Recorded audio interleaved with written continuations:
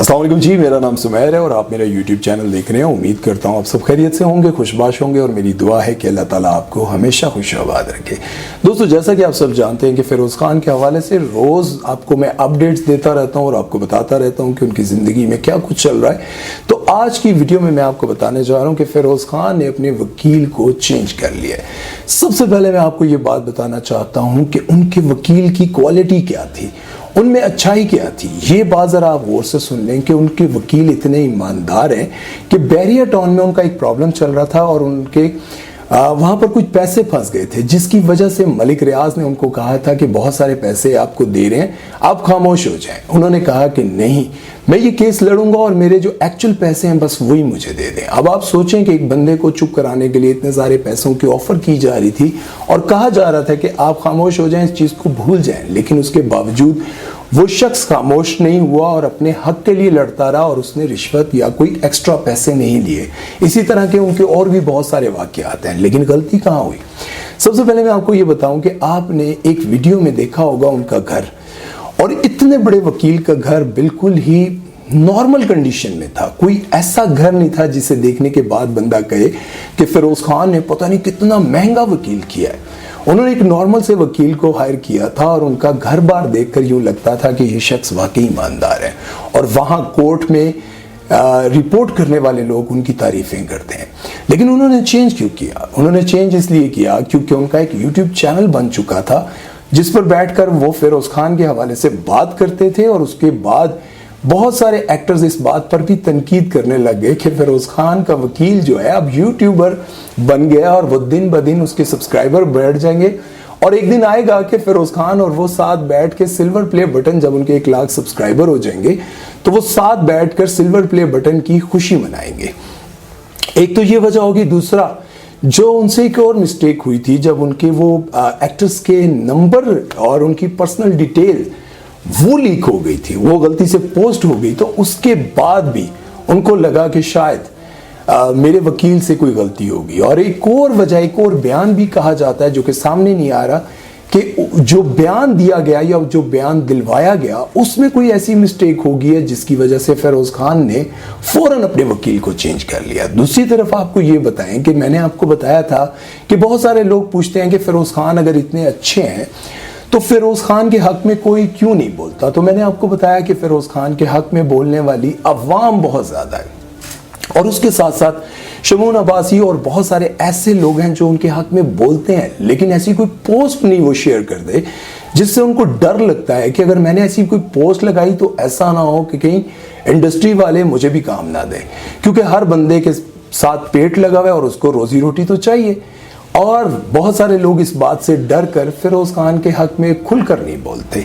और मैं आपको एक और भी बात यहाँ पे बताना चाहता हूँ कि फिरदौस जमाल को आप लोगों को याद होगा जब उन्होंने माहिरा खान को ये कहा था कि वो अब बुढ़ी हो गई हैं, हमारी हम उम्र ही हैं, और मतलब इस तरह की कोई बात की थी जिसकी वजह से मोमना दुरैद जो कि हम टीवी की ऑनर हैं उन्होंने बैन कर दिया था। मोमना दुरैद और माहिरा खान आपस में बहुत अच्छी सहेलियां, बहुत अच्छी दोस्त हैं। उन्होंने कहा कि फिरदौस जमाल ने उनके साथ बदतमीजी की है, उनको बूढ़ा कहकर उन्होंने कहा था कि अब माहिरा खान को हीरोइन लाते हैं, उसको तो माँ के, भाभी के, इस तरह के कैरेक्टर देने चाहिए, वो कोई हीरोइन नहीं लगती। इस बात पे मोमना दुरैद ने हम टीवी पर फिरदौस जमाल साहब को हमेशा के लिए बैन कर दिया था और जब वो बैन हुए थे तो कोई भी उनके हक में नहीं बोल रहा था। ये ना हो कि हम फिरदौस जमाल के हक में बोलें तो कहीं हमें भी हम टीवी से बैन ना कर दिया जाए। उस वक्त फिरोज खान उनके हक में बोले थे और एक वाहिद फिरोज खान थे। उसके बाद आप लोगों को याद होगा कि जब अलीज़े शाह को यासिर नवाज ने और निदा यासिर ने ये कहा था कि हम अपने कानों को हाथ लगाते हैं, आइंदा कभी भी अलीज़े शाह के साथ हम काम नहीं करेंगे, और अलीज़े शाह को हर बंदा जो है वो लान तान कर रहा था कि इस बंदी के अंदर बड़ा गुरूर है, ये वो, तब फिरोज खान भी अलीज़े शाह के हक में बोले थे जब कोई नहीं बोल रहा था। और उन्होंने कहा था कि एक बच्ची जो है अपनी मेहनत से आगे आ रही है और आपके आबा अजदाद ने और आपके पूरे खानदान ने शोबिज इंडस्ट्री में अपने पंजे गाड़े हुए हैं और आप लोग ठीक ठाक कमा चुके हैं, अपनी जगह बना चुके हैं, और अगर कोई लड़की अपनी मेहनत की वजह से आगे आ रही है तो उसको बदनाम क्यों कर रहे हैं। ये उस वक्त की बात है जब अलीज़े शाह के हक में कोई नहीं बोल रहा था, तब भी फिरोज खान बोले थे। लेकिन आज ऐसे दलेर लोग बहुत कम मिलते हैं। फिरदौस जमाल के बेटे ने, जो कि खुद भी एक्टर थे, लेकिन जब उनके वालिद को बैन किया गया था उसके बाद उन्होंने शोबिज़ इंडस्ट्री से तकरीबन किनारा कर लिया था। आज वो उनके हक में बोले और वो कह रहे हैं कि कहानी एक साइड की सुनकर कभी भी ये फैसला ना करें कि कौन अच्छा और कौन बुरा है।